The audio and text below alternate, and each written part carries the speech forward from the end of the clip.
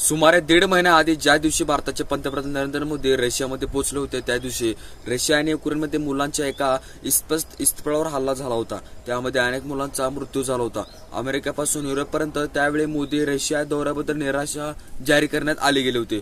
युक्रेनचे राष्ट्रपती झेलेन्स्की यांचे तर म्हणले होते की जगातील सर्वात मोठ्या लोकशाहीच्या नेत्याला मॉस्कोमध्ये जगातल्या सर्वात खुनी गुन्हेगाराला गळामिठी मारताना पाहुणे शांतता प्रयत्नांना खूप मोठा झटका बसला होता.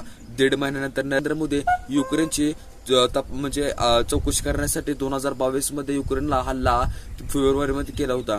तसेच राजधानी केव्हमध्ये झेलेन्स्की यांच्यावर आलिंगन दिले होते. युद्धामध्ये मारल्या गेलेल्या मुलांना श्रद्धांजली वाहिली गेली होती.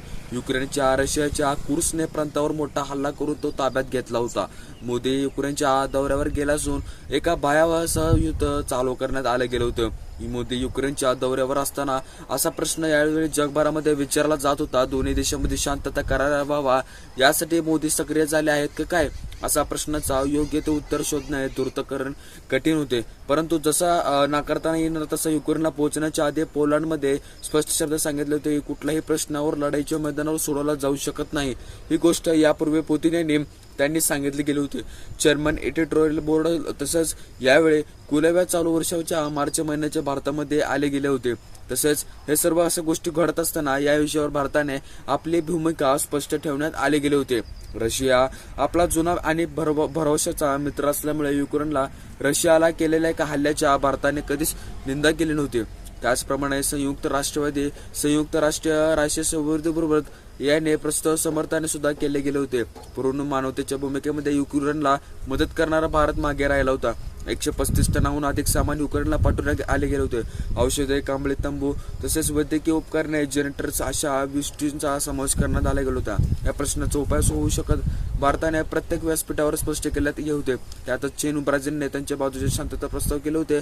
त्यावेळी सुद्धा मार्च 2022 मध्ये तुर्कस्तानने रशियामध्ये युक्रेनमध्ये काही बैठका घेऊन आणल्या गेल्या होत्या, परंतु कोणताही मार्ग निघाला नव्हता. त्यामुळे चीनवर कोणाचा विश्वास बसत नव्हता. ब्राझीलकडे तेवढे वजन नव्हते. विशेषतः तसेच भारतावर रशियाचा पूर्ण विश्वास असल्यामुळे युक्रेनने विश्वास न ठेवण्याचे कोणतेही कारण नाही असा विश्लेषणाचा प्रश्न सांगितला गेला होता. शांततेच्या बाबतीत भारत युक्रेन गांभीर्याने चर्चा करत असल्यामुळे मानले जात होते. युक्रेन परराष्ट्र युद्ध संपलेला तर युक्रेन जगातील सर्वात मोठे बांधकाम क्षेत्र होऊ शकते असं भारतीय कंपन्यांनी बोलवले होते. त्यावेळी त्यांच्या असं म्हणले होते की सुरू होण्याच्या पूर्वी 9,000 विद्यार्थ्यांना शासकीय वैद्यकीय रुग्णालय तसेच यांच्या हे सुद्धा शिकत होते. या आठवण करून दिली होती. युक्रेनलाही शांतता हवी आहे हेच युद्ध यात दिसून येते. त्यात भारताच्या भूमिकेला सुद्धा युक्रेनचा विरोध नव्हता.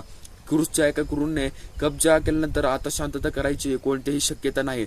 पुतिन यांनी असं भले म्हणले होते की युद्धाच्या रशियावर सुद्धा कोणताही गंभीर असा परिणाम होणार नाही. त्यांना सुद्धा ठाऊक आहे दीर्घकाळ अशा गोष्टी होत असताना सोप्या गोष्टी सुद्धा युक्रेनसाठी पुतिनवर देशांतर्गत दबाव ठेवणं असं आहे. परिस्थितीवर शांतता करार घडवण्यासाठी भारताची भूमिका महत्वाची असले ठरवते असते. भारत नेहमी शांततेचा पुजारी राहिला होता. भगवान गौतम बुद्ध, भगवान महावीर, महात्मा गांधी या मार्गावर चालणारा आपला देश असा पंतप्रधान नरेंद्र मोदी यांचे व्यापक विचारावर करत असतात.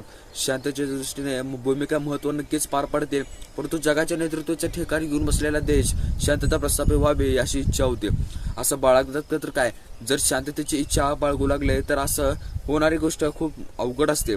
त्यामुळे आता असं सर्व गोष्टी होत असताना त्यावेळी आपल्या शास्त्रज्ञाने कोठे विकले जातील तसेच असं होत असताना भयावह अहवाल सुद्धा प्राप्त करण्यात आला गेला होता. मल्याळम चित्रपटामध्ये उद्योगामध्ये होत असलेल्या लैंगिक शोषणावरनं केरळ उच्च न्यायालयाच्या निवृत्त न्यायमूर्ती हेमा यांनी अवलंत अत्यंत भयावह चित्रपटासाठी काम मिळवण्यासाठी महिलांना तसेच लैंगिक शोषणाला सामोरे जावे लागते. पण चौकशी समितीने नेमले होते. काउन्सिलिंग ते खूपच बगाळे होते. या झालेले करणारा माफिया पैसा राजकीय पाठिंब्याच्या दृष्टीने खूपच ताकदवान राहिले होते. या लोकांना सर्व ठाऊक होतं. न्यायमूर्ती चौकशी करणे केवळ तसा गोष्टी राहिला होता. तर ₹12 received on PhonePe.